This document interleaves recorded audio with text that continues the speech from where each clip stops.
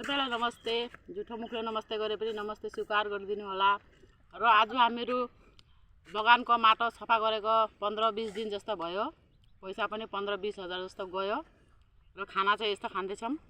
राजमाको सब्जी, हाम्रो नेपालीको फेभरेट गुन्द्रुकको चटनी, यो कुखुराको हो कि हाँसको डिम, अमलेट, यो चाहिँ लोकल लिम्बू, अनि यो मासुलाई जित्ने कटहल। अलि सामनेबाट गरायो चेहरा पनि देखाउ नि यहाँ मेरो।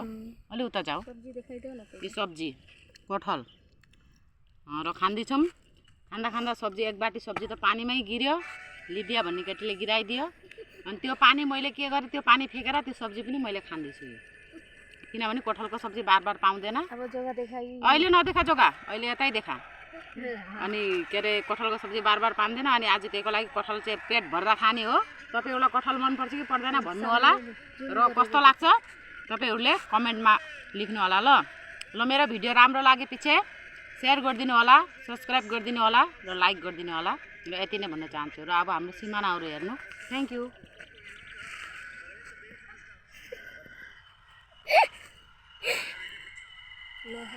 भयो, आज बन्द गर।